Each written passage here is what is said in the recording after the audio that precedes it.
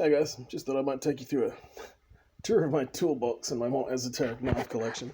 We'll start up at the top of the box with what we have here is a 1920s, I believe, number 59 6-inch FDIC cleaver.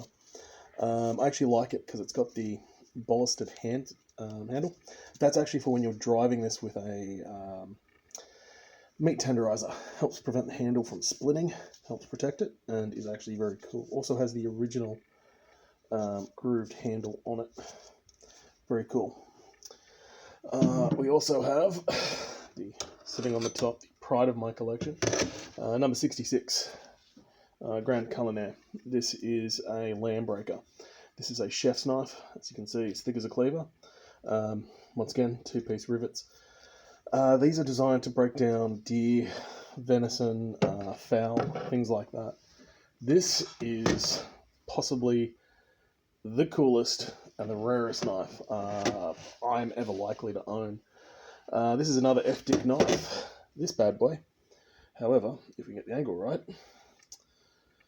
actually comes from, there we go, FDIC, made in Germany, US zone, which means it was manufactured. This style of knife, for the record, is called a buffalo skinner. Was very popular with American meat cutters for breaking down heavier primals and making things like tomahawks. But back to the US zone bit on this bad boy. That means the knife was manufactured between 1948 and 1951. They were the only years of manufacture that things had to be labelled US zone. Okay, this is another Grand Culinaire and another one of my beloved children. This is a number 50. As you can see, another heavy knife. This one's actually sharpened properly. If we look at the profile of the blade, get it in there properly, what we've got is some curve in the blade, which is actually how a cleaver is meant to be sharpened. A lot of them end up like this, which is probably not coming out very well, but it's a harder angle. It hasn't been rolled properly. I've been working with a stone and belts to fix that. But once again, another beautiful old school knife. This is a knife of, while it looks like stainless steel, it's not actually. This is a pre-World War I FDIC knife, and we know it is manufactured before 1908 because it sold in the US but doesn't have a stamp of origin stating where it's from, but you can see that it has been electro-penciled or etched just below the stamping of FDIC, which was only done in 1908 and 1909 for knives that were in the US that had already been imported. This is one of my older butcher's knives. I believe this one is a 1914 manufacture, primarily due to, as you can see on the back, it's got a lightning, what they call a lightening bar in it. Lots of people tell you nonsense about what that does. All it does is actually change the balance of the blade slightly back towards the handle by making the tip lighter. And as we can see, FDIC, made in Germany. These knives are a little bit rusty because of the phenomenal amount of rain we've had in Brisbane lately. What else we got going on? This is the Empress. This is my 1920s high carbon, high flex. Just going to show that off there. This knife has more flex in the tip than modern butcher knives do. Not much to say apart from that, really. I don't know anything about it. It needs a good solid clean. This is another 1930s, I believe, FDIC bullnose scimitar. This is actually my preferred shape of knife for breaking down animals' carcasses, etc. And now we're going to pull out one of the babies. This is a number 50 in 10-inch. Same sort of thing, same very heavy knife for chopping, breaking down. This one has actually been rehandled. As we can see, there's two different tones. It doesn't have ebony on both sides, and if you look towards the top, but it does have the original brass rivets, which is kind of cool. Okay, what else we got going in here? Let's see. 1950s FDIC Skinner. A rust-free knife. This is a 1960s FDIC salmon cutting knife, as you can see. Good amount of flex in it. Another good knife. My personal at-home weapon of choice is my 12-inch simple FDIC Grand Colnet. If you can't do it with this knife, it can't be done. I use it in preference to paring knives and everything else.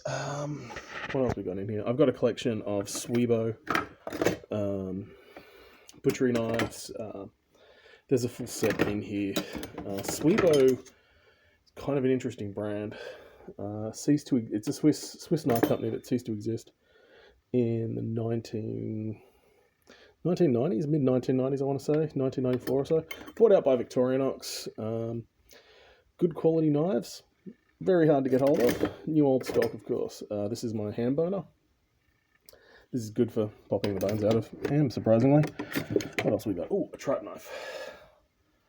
Tripe knife has a bulbous end, so you don't inadvertently tear your way home through the tripe as you're slicing it open. And from my limited understanding of the evolution of knife, I believe that is a technological innovation that only popped up in the 1920s or so. Before that, you basically you were careful. And he says as he tries to put away a whole bunch of sharp knives one-handed without cutting his fingers off. All these knives are ridiculously sharp, for the record. Over here we have some more of my cleavers for giggles. We'll put this guy on the top and let's get in some drawers.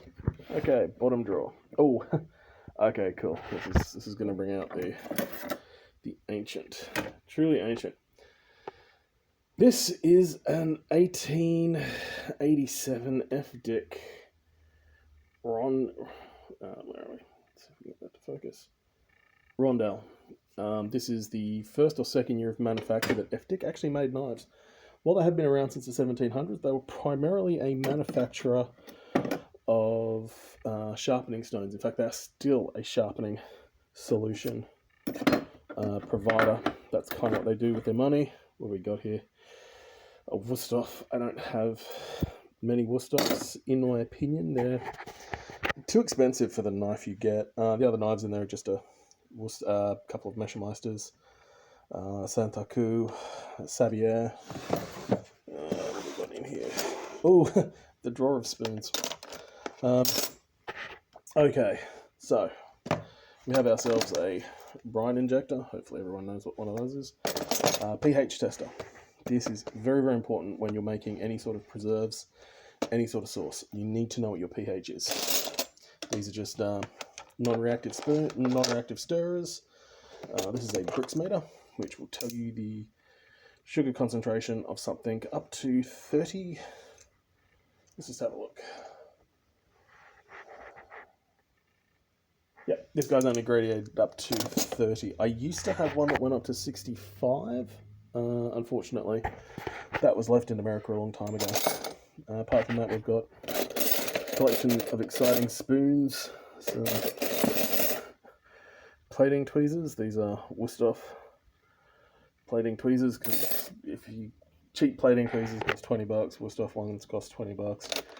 You're gonna spend $20. Spend the money. Oh, okay. This is a Goofy Boots tool I got from a Daiso, which is basically a dollar store. What it is a pitter. You can use it for olives, cherries, other things that have small stone pits. This is possibly one of the greatest investments I've ever made. If you don't have one and you're a professional chef, get one. You'll find a use for it, believe me. Okay, drawer number 2. Gummy bear stuff and pH testing strips. Once again, these don't actually need to. The reason I have both strips and this guy is the digital tester needs to be calibrated every week with buffering compound to make sure it's working.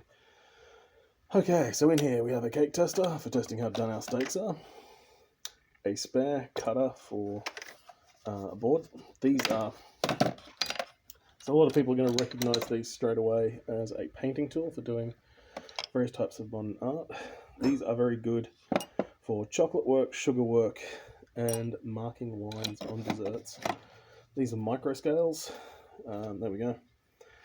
100 grams in 1/10 of a gram increments. Yet more decorating tools, tweezers, and some matches. Over here we have pipettes, pasta cutting tool, pastry wheel, a couple of small spatulas. I don't really use big spatulas anymore, since I don't do a lot of cake decorating. And I find the mini spatulas work for most of the time of what I'm doing. Okay, so in here we have something every chef should have. $4 Victorinox paring knife. I've got some other paring knives from my apprenticeship when I thought spending money on a paring knife was a good idea. Knife for shellfish, tournée, and once again, a few Wusthof knives I actually own. This is actually a Wusthof paring knife, 1956, first year they manufactured, in stainless steel, to my understanding, and just another crank-handled spatula. So there we go. That was a 12-minute tour of the madness that is my knife drill. Oh. And just to talk about this guy, this is a very dirty, possibly from the plants. This is a FDIC, once again. Everything's FDIC. It's like I'm sponsored by them. That is the steel I use. It is a, what they call a multi-cut, or a 7-in-1, depending on where you're buying it from. It will sharpen, lightly polish, and just deal with whatever you need to do. It does cost $200, which means it costs more than most chef's knives do, but I think it's an investment that's well worth it. And just to swing back through and have a look at cleavers. This is my number 84 9-inch cleaver. This is a cleaver I use the most for various anytime I need to use a cleaver, that's the cleaver I use. Light cleavers are kind of cool. This is just one that I bought ages ago, so I was going to fix it up. It's a 1100 series, stainless steel, not that bad. And I'll just pull out, I was going to fix up that knife, but it's a thing that's on the back burner. And I'm going to pull out another cleaver. This is actually, if you look that number up, the 1022, you'll actually find this is a breaking cleaver. So it actually should have a full-length handle on it that has been cut down, so it can just be a whoppingly heavy short cleaver. There's not really a good use for a short, heavy cleaver, in my experience. I'm sure there's hundreds of people out there that can tell you all sorts of uses for it. I kind of think if you're going to have a big cleaver, you really need, as you can see here, the handle needs to be about 1/3 of the length, just so you can maintain good control with it. And if you can't control your cleaver, you're no good to anyone. Anyway, that is now a conclusive tour of my what's in my toolkit. Yeah, I hope you guys enjoy this, and I'll catch you later.